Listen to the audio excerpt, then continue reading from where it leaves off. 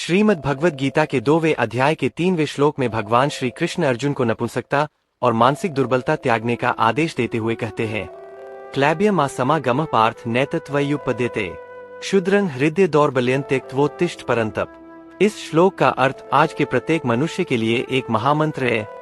हे अर्जुन, इस नपुंसकता को प्राप्त मत हो, यह तुम्हारे जैसे वीर के लिए उचित नहीं है।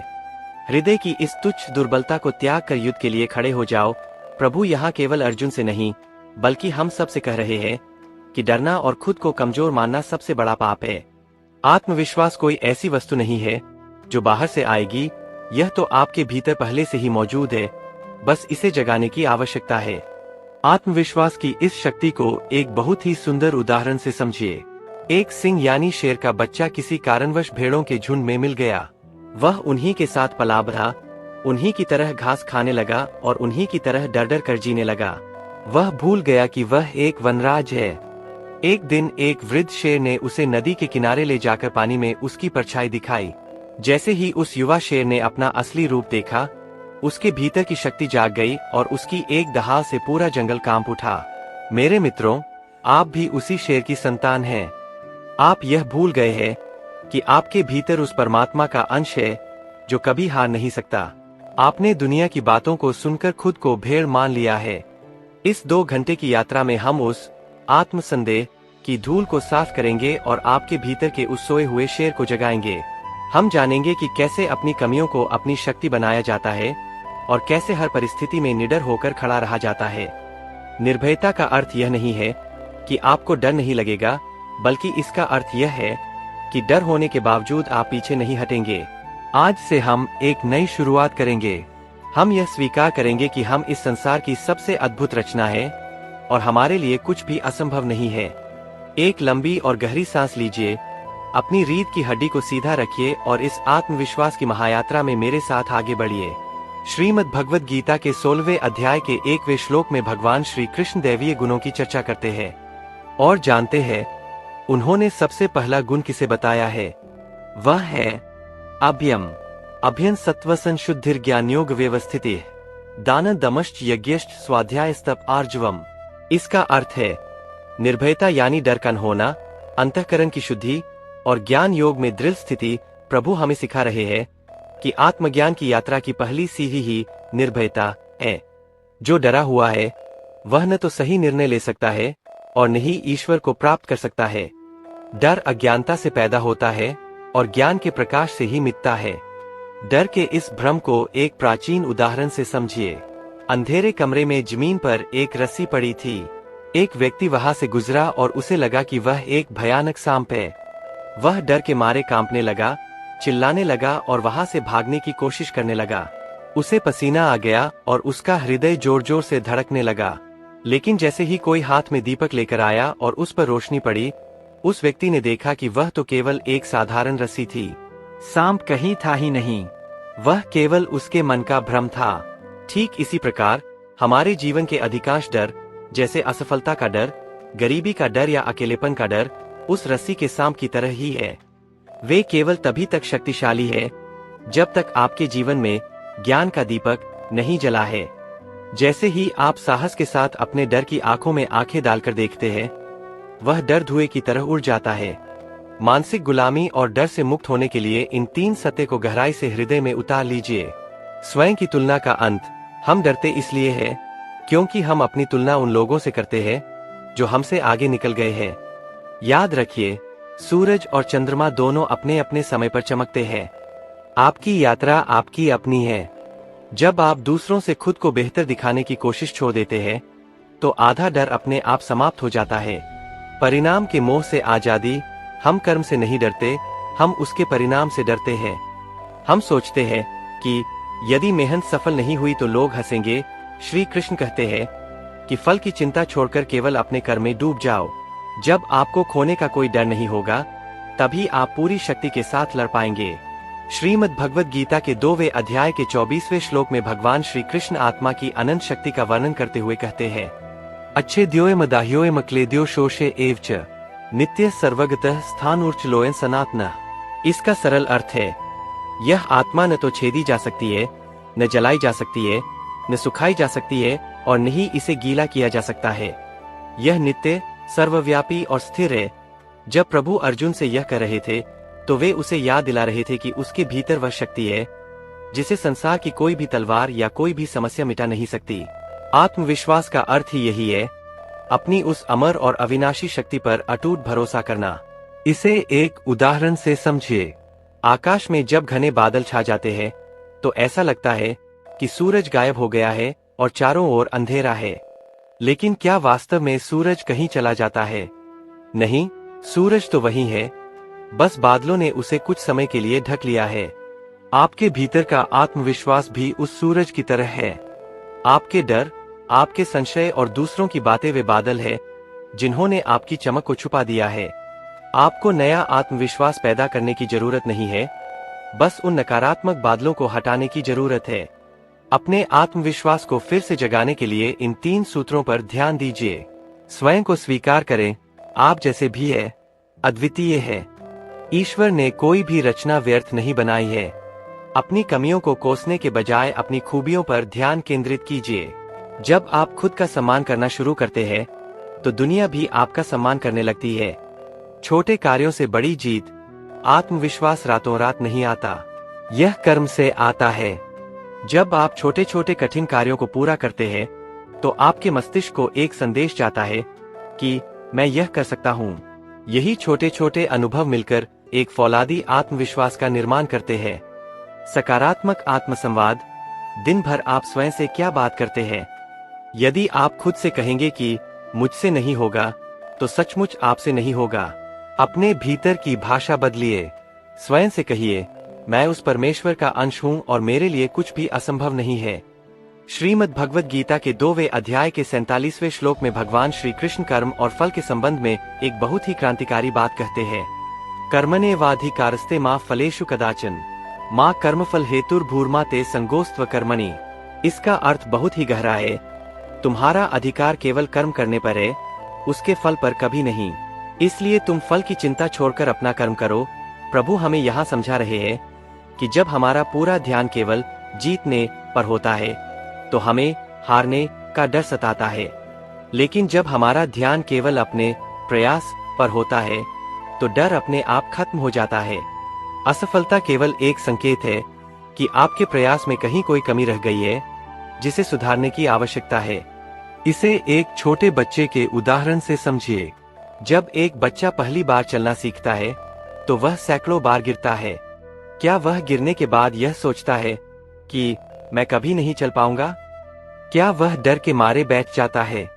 नहीं, वह हर बार गिरकर फिर खड़ा होता है, मुस्कुराता है और फिर कोशिश करता है। अंत में वही बच्चा दौड़ना भी सीख जाता है। हम बड़े होने के बाद उस बच्चे की सरलता और निडरता को क्यों भूल जाते हैं? गिरना कोई पाप नहीं है, गिरकर न उठना ही असली पतन है। असफलता के इस डर को जीतने और मानसिक दृढ़ता पाने के लिए इन 3 सूत्रों को अपनाइए। असफलता की परिभाषा बदलिए। असफलता का अर्थ यह नहीं है कि आप कमजोर हैं।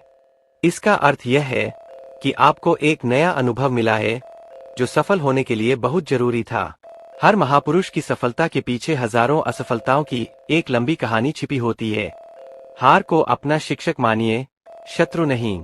निरंतरता की शक्ति। आत्मविश्वास केवल सोचने से नहीं बल्कि बार बार प्रयास करने से आता है। जब आप डर के बावजूद अपना कदम आगे बढ़ाते हैं तो धीरे धीरे आपका मन उस स्थिति का अभ्यस्त हो जाता है। याद रखिए, ठहरा हुआ पानी सड़ने लगता है जबकि बहती हुई नदी अपना रास्ता खुद बना लेती है। चलते रहिए, चाहे गति कितनी भी धीमी क्यों न हो। स्वयं पर करुणा। अपनी गलतियों के लिए खुद को कोसना बंद कीजिए। यदि आप असफल हुए हैं तो स्वयं को एक मित्र की तरह सहारा दीजिए। जो व्यक्ति अपनी हार से सीखकर मुस्कुरा सकता है उसे इस संसार की कोई भी ताकत कभी पराजित नहीं कर सकती। श्रीमद् भगवद गीता के 12वें अध्याय के 18वें और 19वें श्लोक में भगवान श्री कृष्ण एक बहुत ही श्रेष्ठ और दिव्य अवस्था का वर्णन करते हैं। समशत्रौच मित्रेच तथा मानापमान्यो शीतोष्ण असुख दुर्खेषु समसंग विवर्जिता तुले निंदास्तुतिर्मौनी संतुष्टो येन केंचित अनिकेतः स्थिरमतिर भक्तिमान में प्रियो नरः। इसका अर्थ अत्यंत गहरा है। जो शत्रु और मित्र में, मान और अपमान में एक जैसा रहता है, जो सर्दी गर्मी और सुख दुख में समान रहता है, और जिसके लिए अपनी निंदा, आलोचना और स्तुति, तारीफ दोनों एक समान है, वही मनुष्य मुझे सबसे अधिक प्रिय है। प्रभु हमें यहाँ स्थित प्रज्ञ होने की शिक्षा दे रहे हैं। वे समझा रहे हैं कि यदि आप लोगों की तारीफ सुनकर फूल जाएंगे तो आप उनकी बुराई सुनकर टूट भी जाएंगे। अपनी शांति की चाबी किसी दूसरे के हाथ में मत दीजिए। आलोचना के इस प्रभाव को एक बहुत ही प्रसिद्ध उदाहरण से समझिए। जब एक हाथी बाजार से गुजरता है तो बहुत से कुत्ते उसके पीछे भौंकते हैं। हाथी को पता है कि वह शक्तिशाली है, उसे अपनी मंजिल का पता है। वह उन कुत्तों से लड़ने के लिए अपना रास्ता नहीं बदलता और नहीं उन पर ध्यान देता है। वह अपनी मस्त चाल में चलता रहता है और अंत में कुत्ते थककर चुप हो जाते हैं।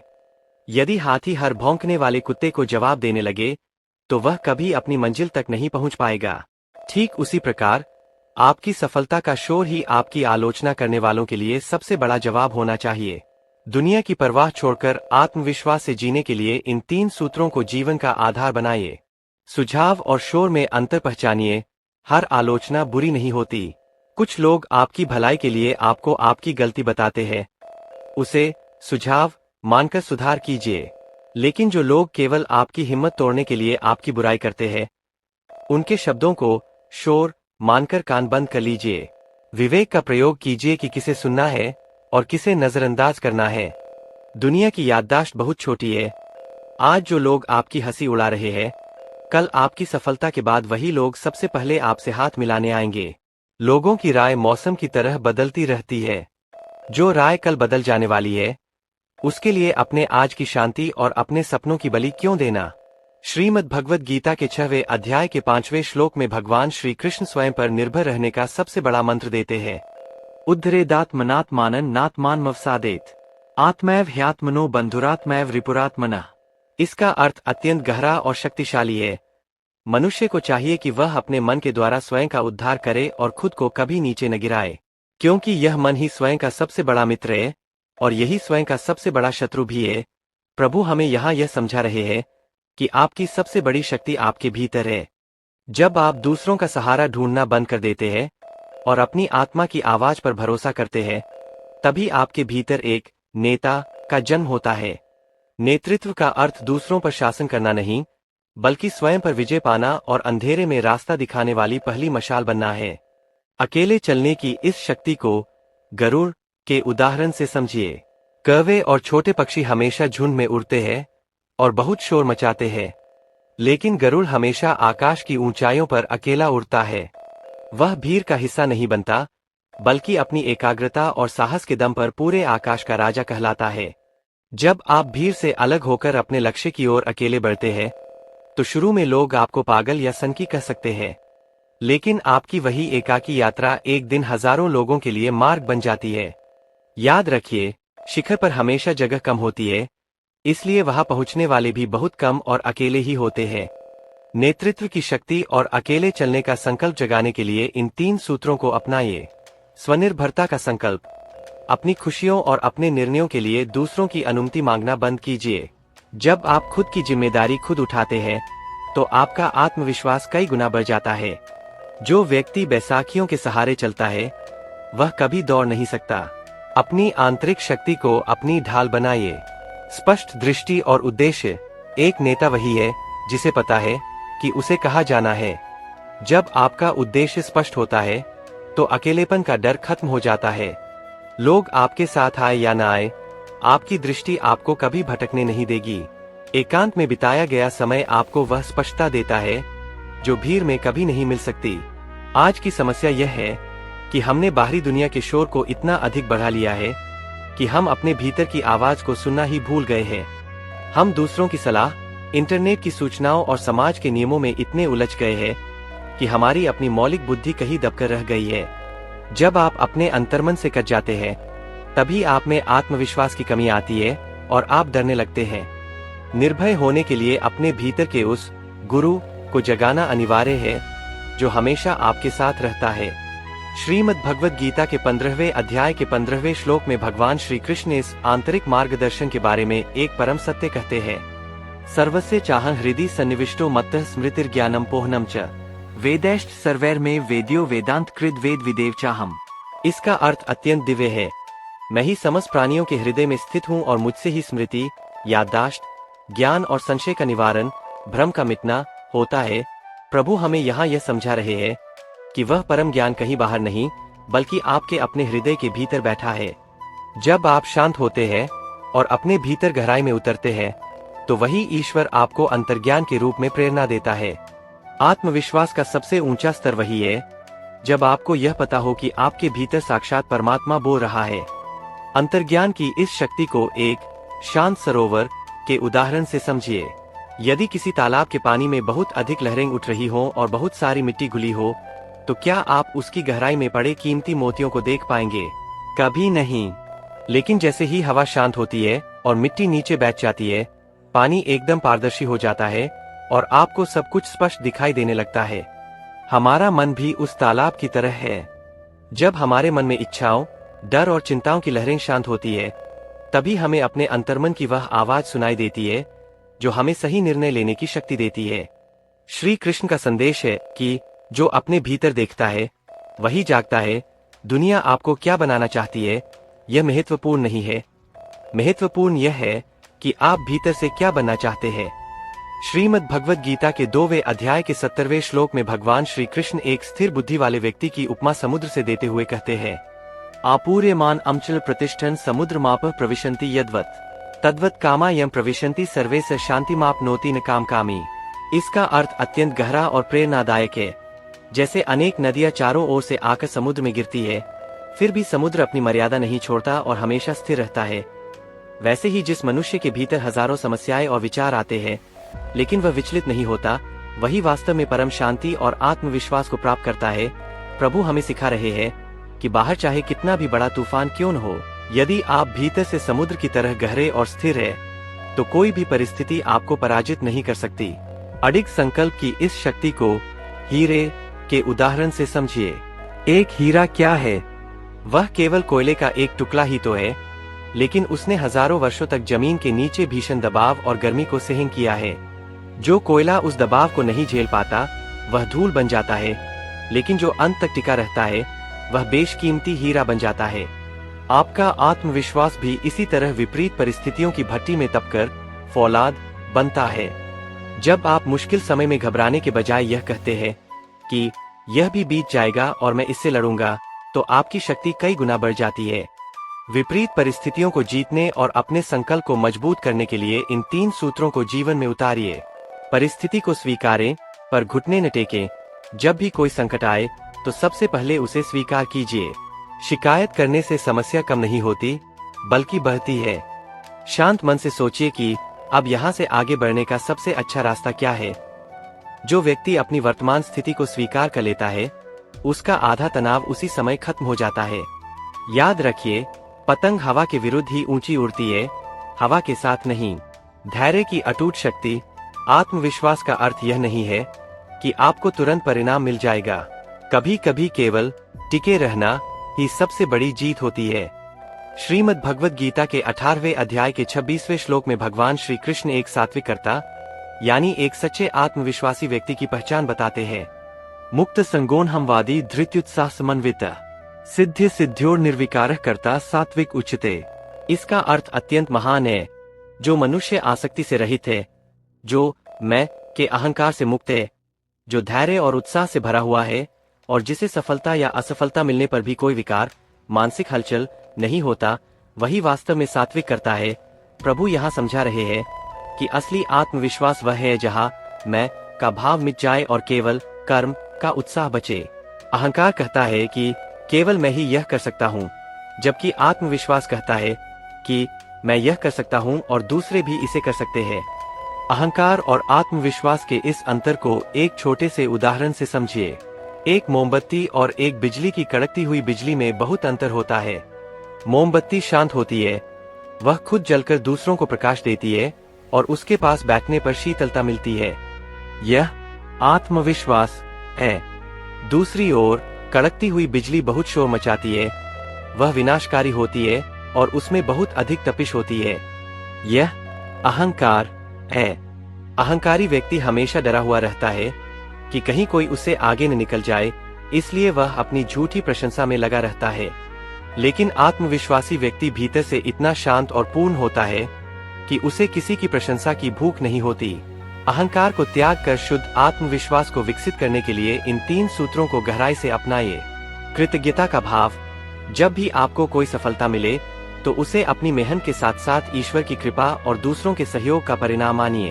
अहंकार वहीं जन्म लेता है जहां हम सोचते हैं कि सब कुछ मैंने किया है। कृतज्ञता आपके आत्मविश्वास को विनम्र बनाती है और विनम्रता ही असली शक्ति है। जो झुकता है वही फलता है। सीखने की भूख। अहंकारी व्यक्ति को लगता है कि उसे सब कुछ पता है, इसलिए उसकी उन्नति रुक जाती है। लेकिन एक आत्मविश्वासी व्यक्ति हमेशा एक विद्यार्थी बना रहता है। वह अपनी गलतियों को स्वीकार करता है और दूसरों से सीखने में कभी संकोच नहीं करता। आत्मविश्वास ज्ञान से बढ़ता है, जबकि अहंकार अज्ञान की गोद में पलता है। श्रीमद् भगवद गीता के 2वें अध्याय के 41वें श्लोक में भगवान श्री कृष्ण मानसिक स्पष्टता और निर्णय शक्ति का सबसे महान सूत्र बताते हैं। व्यवसायात्मिका बुद्धिरेके कुरुनंदन बहुशाखा ह्यनंताश्च बुद्धियो व्यवसायिनाम। इसका अर्थ अत्यंत गहरा और जीवन बदलने वाला है। हे कुरुनंदन अर्जुन, इस मार्ग में निश्चयात्मक बुद्धि यानी वह बुद्धि जो निर्णय ले चुकी है एक ही होती है, परंतु जिनका मन अनिश्चित है और जिनकी बुद्धि स्थिर नहीं है उनकी बुद्धियां बहुत सी शाखाओं वाली और अनंत होती है। प्रभु यहाँ समझा रहे हैं कि सफलता के लिए एकनिष्ठ बुद्धि का होना अनिवार्य है। जब आपका मन 100 दिशाओं में भटकता है तो आपकी शक्ति शून्य हो जाती है।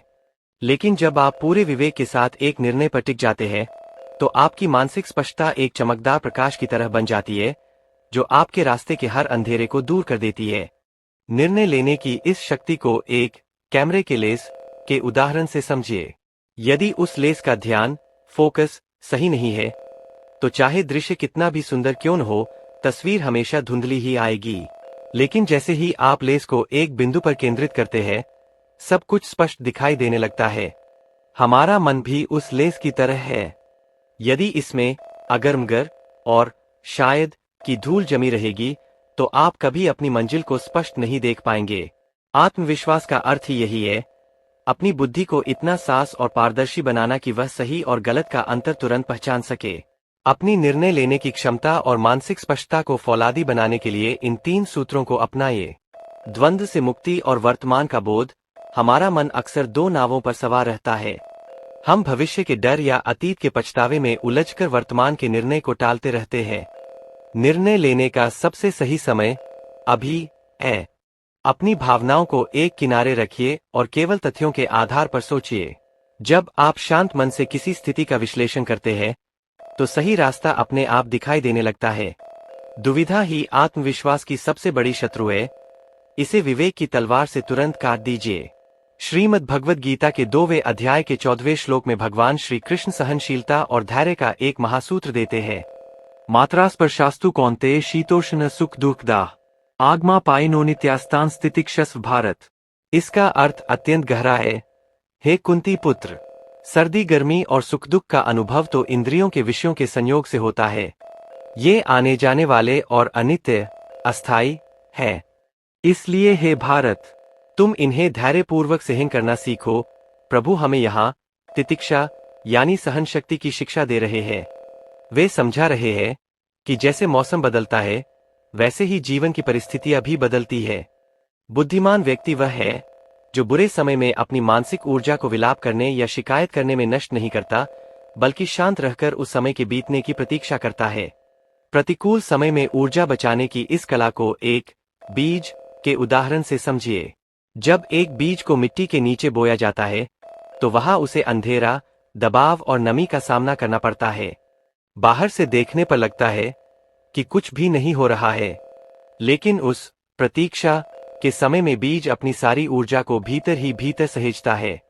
वह बाहर संघर्ष नहीं करता, बल्कि अपनी जड़ों को मजबूत करने में लगा रहता है। यदि वह बीज समय से पहले बाहर निकलने की कोशिश करे तो वह नष्ट हो जाएगा, लेकिन सही समय आने पर वही संचित ऊर्जा उसे एक विशाल वृक्ष बना देती है।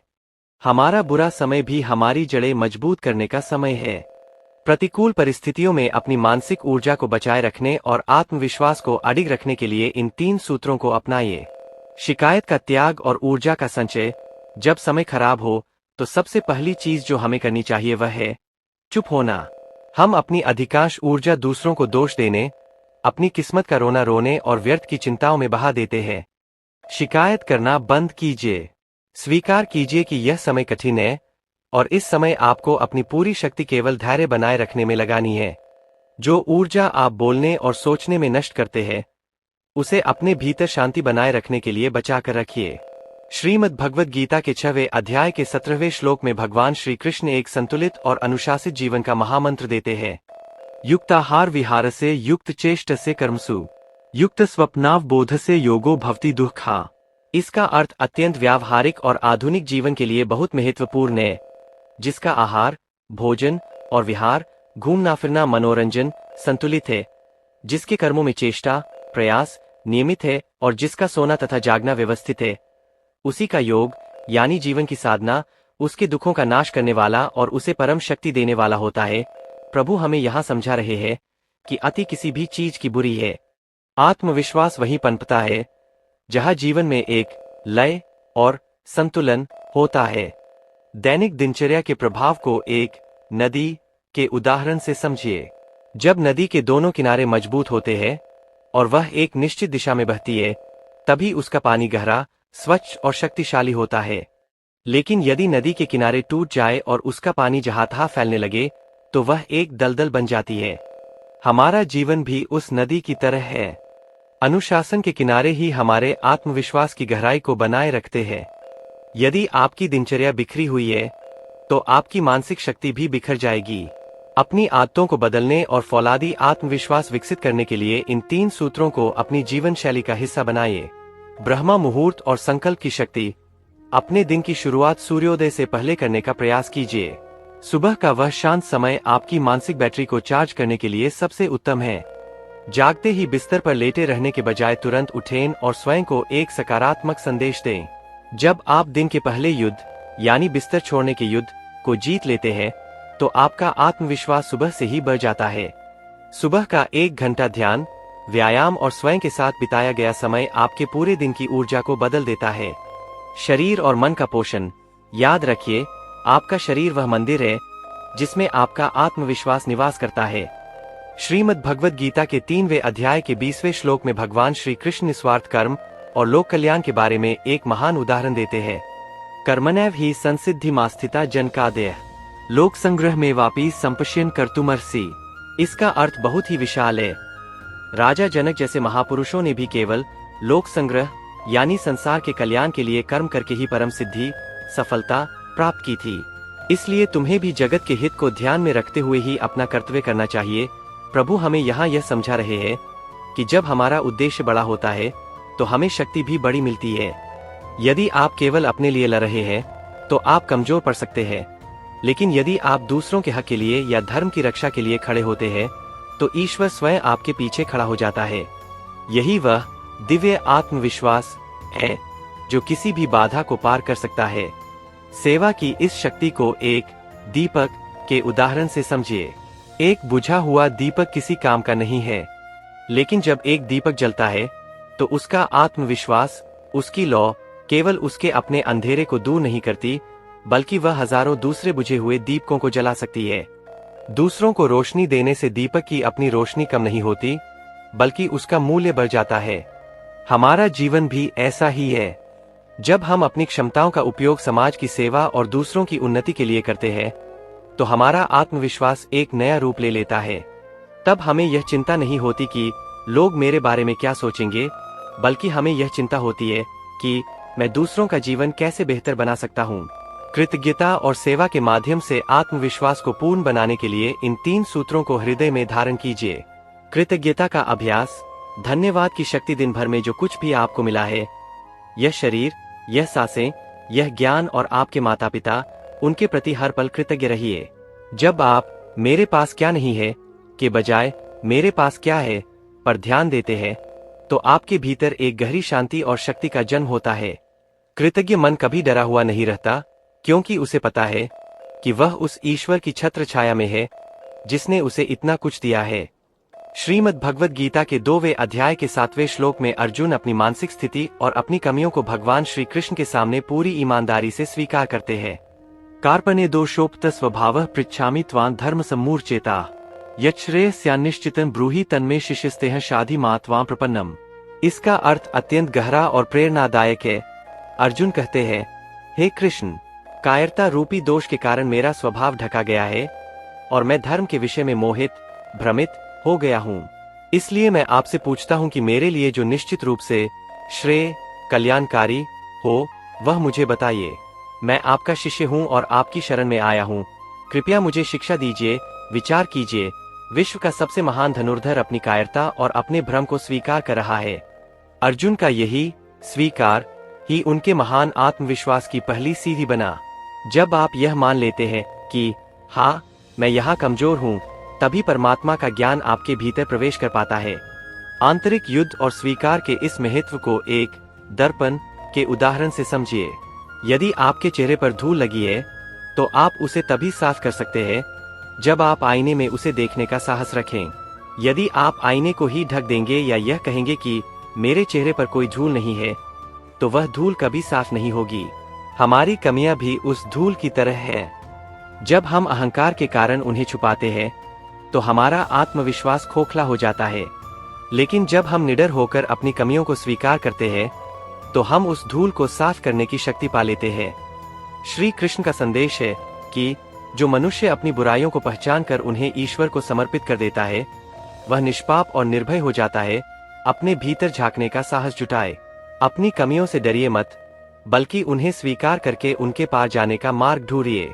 जब आप भीतर से एक हो जाते हैं तब आपका आत्मविश्वास अखंड हो जाता है। श्रीमद् भगवद गीता के 2वें अध्याय के 7वें श्लोक में अर्जुन अपनी मानसिक स्थिति और अपनी कमियों को भगवान श्री कृष्ण के सामने पूरी ईमानदारी से स्वीकार करते हैं। कार्पण्य दोषोक्त स्वभावः पृच्छामि त्वां धर्म सम्मूर्छेता यच्छ्रेयस्यान्निश्चितं ब्रूहि तन्मे शिष्यस्तेह शाधि मा त्वां प्रपन्नम। इसका अर्थ अत्यंत गहरा और प्रेरणादायक है। अर्जुन कहते हैं, हे कृष्ण, कायरता रूपी दोष के कारण मेरा स्वभाव ढका गया है और मैं धर्म के विषय में मोहित भ्रमित हो गया हूँ।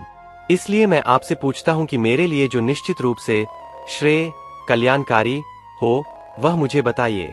मैं आपका शिष्य हूँ और आपकी शरण में आया हूँ। कृपया मुझे शिक्षा दीजिए, विचार कीजिए। विश्व का सबसे महान धनुर्धर अपनी कायरता और अपने भ्रम को स्वीकार कर रहा है। अर्जुन का यही स्वीकार ही उनके महान आत्मविश्वास की पहली सीढ़ी बना। जब आप यह मान लेते हैं कि हाँ, मैं यहाँ कमजोर हूँ, तभी परमात्मा का ज्ञान आपके भीतर प्रवेश कर पाता है। आंतरिक युद्ध और स्वीकार के इस महत्व को एक दर्पण के उदाहरण से समझिए। यदि आपके चेहरे पर धूल लगी है तो आप उसे तभी साफ कर सकते हैं जब आप आईने में उसे देखने का साहस रखें।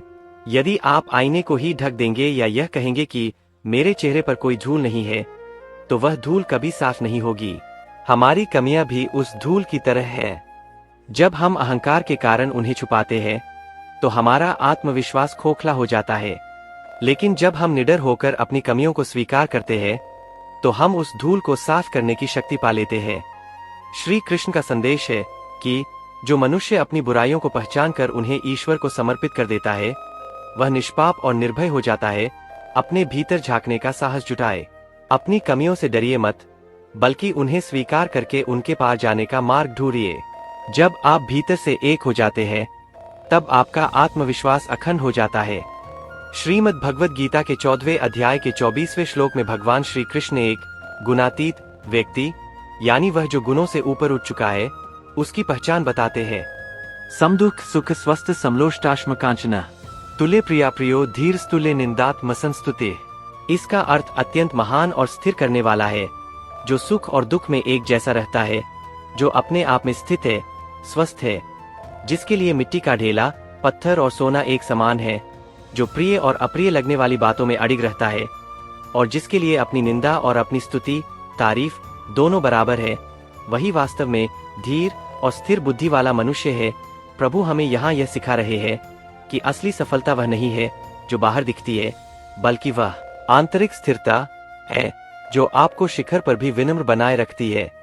जब आप सफलता के समय भी वैसे ही रहते हैं जैसे आप संघर्ष के समय थे, तभी आपका आत्मविश्वास दिव्य बन जाता है। सफलता और विनम्रता के इस मेल को एक फलदार वृक्ष के उदाहरण से बहुत गहराई में समझिए। जिस वृक्ष पेड़ पर सबसे मीठे और सबसे अधिक फल लगे होते हैं, वह उतना ही अधिक नीचे की ओर झुका होता है। वह झुकता इसलिए नहीं कि वह कमजोर है, बल्कि इसलिए झुकता है क्योंकि वह पूर्ण है, वह दाता है। इसके विपरीत जिस पेड़ पर कोई फल नहीं होता, वह अकड़कर सीधा खड़ा रहता है और तेज हवा चलते ही टूट जाता है। आपका ज्ञान, आपकी शक्ति और आपकी सफलता आपको झुकना सिखाती है।